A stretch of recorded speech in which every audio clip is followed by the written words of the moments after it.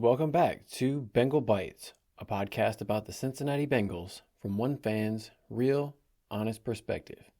I'm your host, Derek. This is episode 60. This is the Week 6 preview episode where the Bengals go into MetLife Stadium in New York City to take on the New York Giants on Sunday Night Football. That's right, this is going to be another primetime matchup for the Cincinnati Bengals. And although they have had some success in home primetime games, the Bengals have not had a lot of success on the road. So hopefully they're able to turn their recent fates and fortunes around in this game. And they certainly need it because the Bengals come into this game with a record of 1-4. And, we don't want to pull out too many cliches, but if there ever was a must-win game, this has got to be it, because the Giants coming into this game are very banged up on the injury front. There are a lot of critical players for the Giants who are going to be missing this game. So there's no excuses for the Bengals heading into this game. They, on the other hand, are almost as healthy as an NFL team could be at this point in the season. They got a couple injuries here and there, like everybody does, including Dax Hill, who went on injured reserve with that torn ACL from last game. But other than Dax Hill, they're getting a lot of players back healthy. The defense should be stronger than it's been in a long time. The offense continues to look good. And with so many players being out for the Giants, everything's setting up for a big Bengals bounce-back game and a big win for this team, which is sorely needed. So heading into this game, the Bengals are 3.5-point favorites on the road, which is, I don't know if you say that's surprising or not, because the Giants aren't a great team. Heading into this, the Giants are 2-3, one win more than the Bengals have so far in this season. And they just came off a win against the Seahawks in Seattle. But like I mentioned, a couple of the most important players for the Giants are going to be out. They've had kind of an up and down performance from Daniel Jones and a lot of the players on their team. So we're hoping that the Bengals are able to take advantage of the Giants, maybe catch them on a down week, because we never know. Things could swing one way or the other.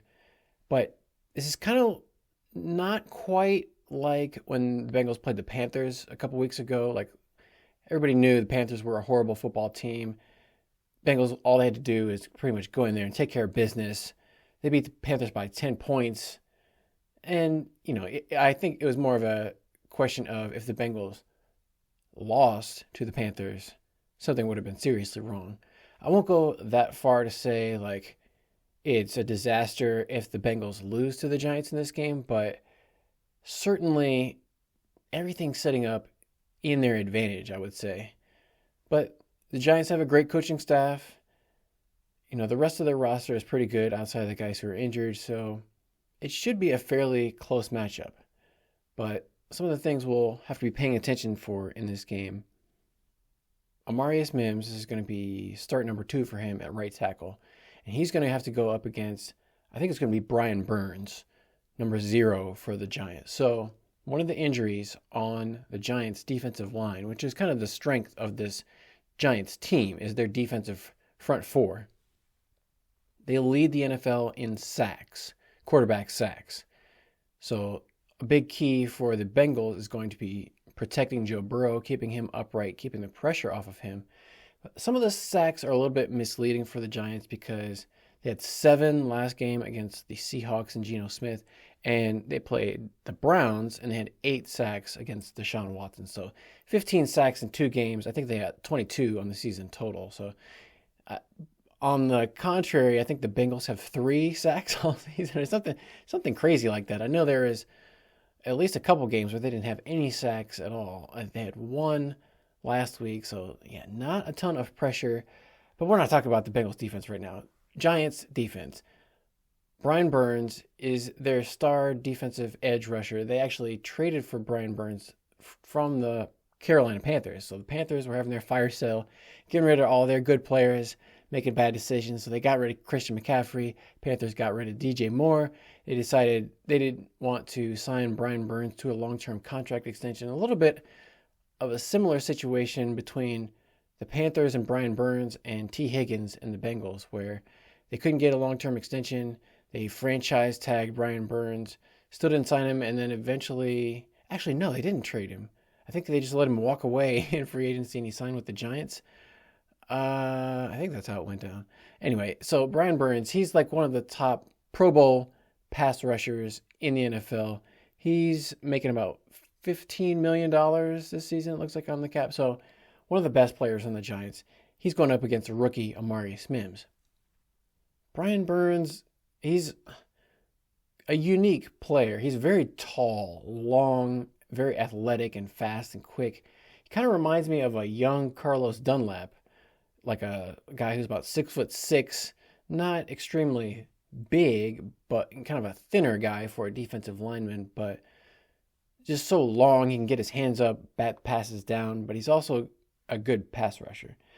But next to him on the inside is maybe the best player on the New York Giants team, Dexter Lawrence, number 97. He's about 6'3", 350 pounds, and similar to DJ Reader, but maybe a little bit bigger than DJ Reader, and more of a threat in the passing game in terms of getting sacks, rushing the passer. So Bengals are going to have to double team him every play. He's not the kind of guy you can leave one-on-one because he's going to outweigh all of the offensive linemen except for the tackles. But all the interior offensive linemen, Kappa, Karras, Volson, they're going to have to double team Dexter Lawrence every play, make sure that he doesn't blow up any, really run or pass. He can blow up any kind of play. So that's going to be the number one thing, is stopping him. The Giants are going to be without their former first-round pick, Kayvon Thibodeaux. He had wrist surgery. I think he either broke his wrist or had some kind of ligament issue in his wrist, but he's going to be on injured reserve out for at least 4 games. So that's a bullet dodge for the Bengals. I don't think he has a ton of sacks, but he's one of the starters on defense. That means I think it's Azeez Ojulari is going to be playing, another former second-round pick, so no slouch, but not one of the top players for the Giants. So that's one thing that the Bengals have going for them in that regard. So the offense has been humming. They made, the Ravens defense, who had been pretty good up until last week, look pretty pedestrian by scoring 38 points, taking the game to overtime. Hopefully the offensive trend of Bengals offense scoring more points every game that they've played this season than the previous game. So if I look at the Bengals going through from week 1, the Bengals scored 10 points. Week 2, 25 against the Chiefs. 33 against the Commanders. 34 in their only win against the Panthers. And then 38 points against the Ravens last game. So if that trend continues, Bengals should be on the way for 40-plus points in this game. And hopefully that is enough to defeat these Giants. It's got to be a little bit disheartening for the Bengals offense because they basically have to score a touchdown every time they get the ball to be able to even have a chance of winning the game because their defense has given up so many points. But hopefully the Bengals defense is able to slow down this Giants offense, which is going to be without one of their weapons as well. So the first-round pick most recently for the Giants, who is still leads the NFL in receptions, even though he's been out the last 2 games, is Malik Nabers. A lot of people are comparing him to Jamar Chase because he's obviously very athletic, but also from LSU. So LSU connection between Malik Nabers. They won't be able to go head-to-head in this game because Malik Nabers is going to be out with a concussion that he suffered in that Thursday night game 2 weeks ago against the Cowboys. Weird play where he got knocked out, basically landing face first on the ground because he tried to make a toe tap catch along the sidelines, and when he dragged both his feet, and then his face came down right into the slammed face first in the ground. It looked like he knocked himself out cold. He was laying on the ground, so that was a scary situation. He's going to miss this game, and then starting running back Devin Singletary is out with a groin for this game. So he was a limited participant, but he is officially out in this game. That's good news for the Bengals because for the Texans last year, Devin Singletary had, I think, 130 or 150 yards rushing in that game. So a career high running for Devin Singletary against the Bengals. So Bengals are glad not to have to contend with him, but the running backs for the Giants. They got a rookie and a second round back, Noah Gray and I think like something with a T. I have to look it up. Tyrone Tracy Jr.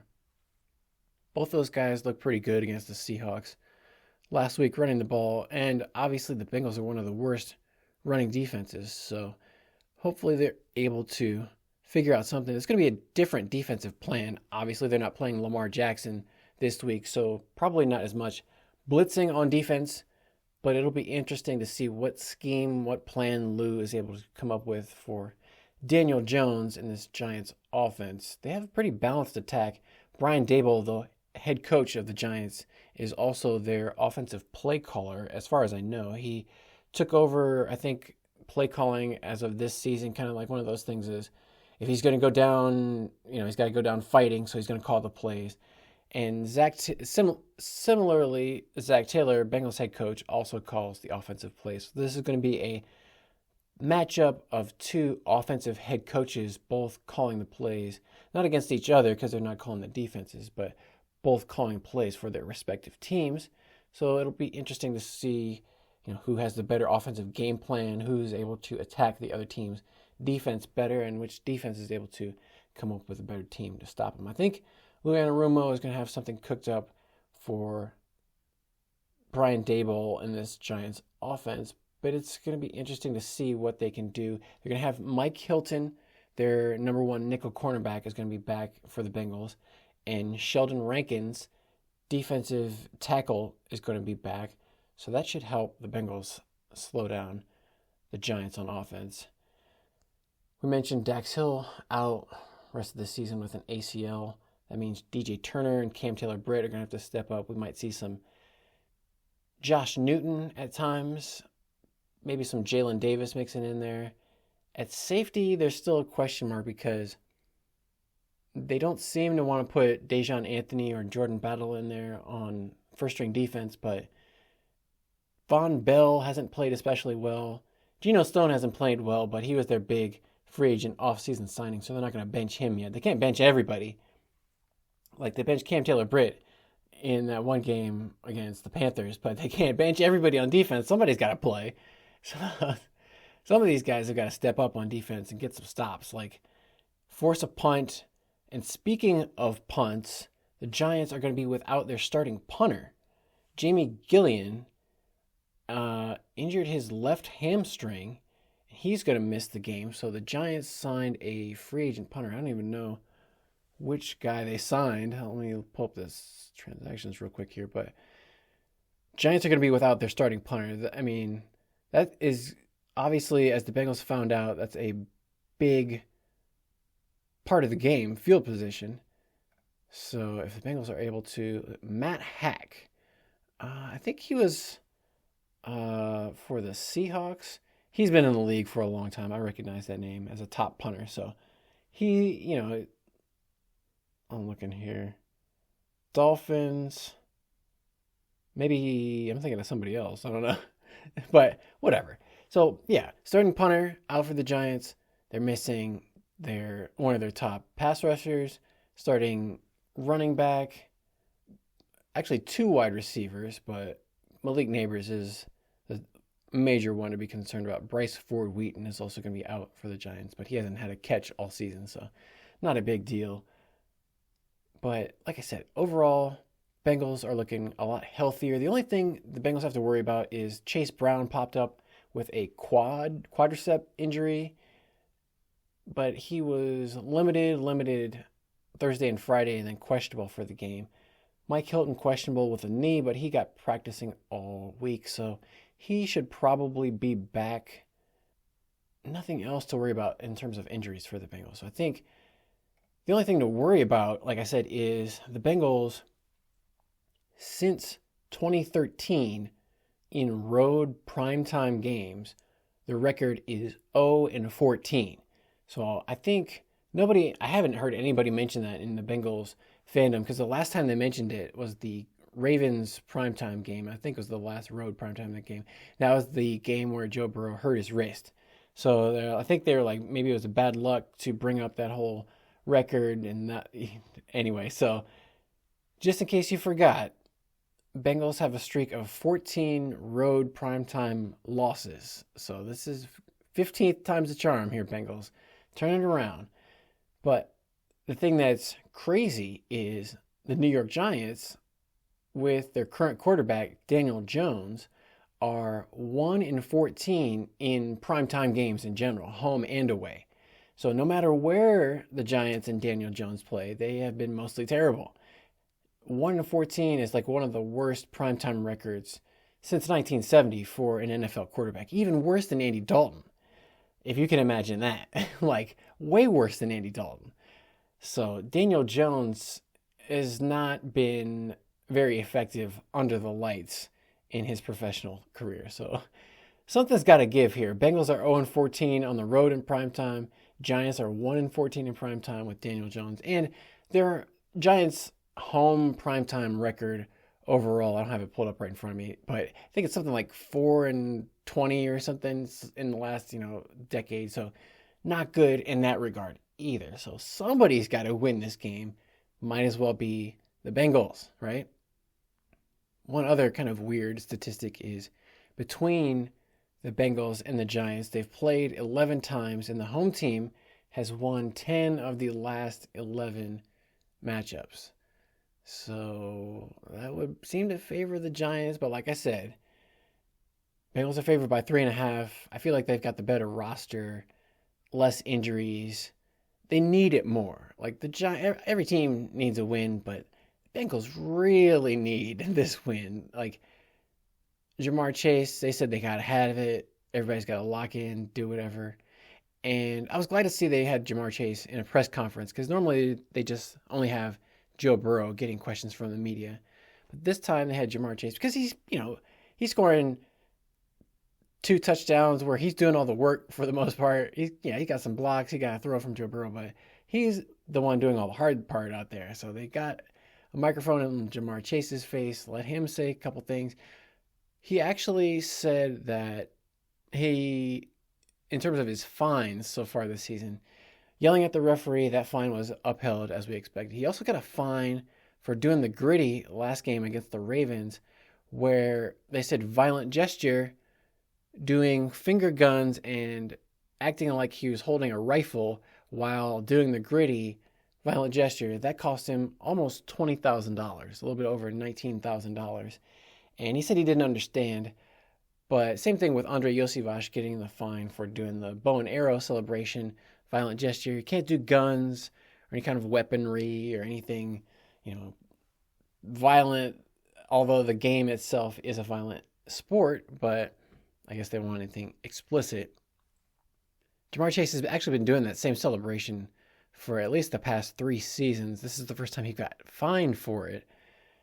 And I think they're just cracking down more on, like, anytime a player does any kind of finger guns at all. Like, I think it was the 49ers, maybe Jawan Jennings caught a pass and he was, like, sitting on the ground and pointing. It was more like almost just, like, kind of pointing forward, but doing finger guns in front of him. That was a fine. So you can't do anything even, like, pointing at somebody like you're making a finger motion with looks like a gun. So hands up, don't shoot. Just remember if you're on the football field. But Trey Hendrickson also got fined last game almost, I think it was like around $15,000 or so for basically jumping and doing a belly flop on top of Lamar Jackson. I don't understand why Trey Hendrickson was acting so confused after the penalty for roughing the passer. The referee explained to him very clearly, because you put all your weight on top of him and jumped on top of him, which is illegal. Trey Hendrickson was in disbelief about that rule, but these guys can afford it. The Jamar Chase, Trey Hendrickson, they didn't get those contract extensions that they were looking for from Mike Brown, so this is coming out of their pockets, and it's going to sting a little bit more than it would have if they would have got those big contract extensions. So, got to keep it all under wraps. But I'm looking forward to the Bengals going out and having a strong performance in this game. Like I said, if they don't win this game, something is severely gone wrong. It's not the worst thing in the world, but this is pretty bad. I'm not going to lie. Like 1-5, mathematically the season's not over, but there's no way. Like, okay, they already did the players only meeting in the locker room. The defense, because it's the defense. The offense doesn't need to have a meeting because the offense is clicking on all cylinders. They asked the offensive players in these press conferences, like, what else can you guys even do? Like, they're asking Joe Burrow, what can you do to help the defense? It's like, what kind of question is that? That doesn't make any sense. Joe Burrow can't do anything to help the defense. Defense has to help the defense. Like, be professionals, be better at your job. I don't know. Joe Burrow's not a defensive coach. Like, the only thing he could do is play on offense and score touchdowns, and that's what he's been doing. He's been doing everything within his power to win the game. So it's up to the defense to figure something out. They had, like I said, players only meeting. I don't know what else is next. You know, somebody, I'm not saying Coach Lou is going to get fired, but they can't give up like 40 points a game every game, especially if they lose and the defense continues to look bad. Some kind of changes have to be made, but I don't know what, because they're not going to trade for anybody. They're not going to get any new players. Like, they can only play with the players that they have, and it's up to the players at a certain point to execute. Like, the scheme, it's not that bad. He's trying to do the best with what he's got out there, Coach Lou, but sometimes the players just have to make plays. So prime time, hopefully that brings out the best in this team, hopefully being in front of everybody nationally watching. This is going to be, you know, the big spotlight game of the week in a lot of ways. So I'm really hoping for a win. Hopefully on next episode we'll be able to break down a win and get the season going back on the right track. But thank you for listening so far. If you have listened, give me a thumbs up, subscribe, do all that kind of stuff. We'll be back next episode to break down this game. But until next episode, I'm going to leave you with a hoo-day and stay hungry for more Bengal Bites.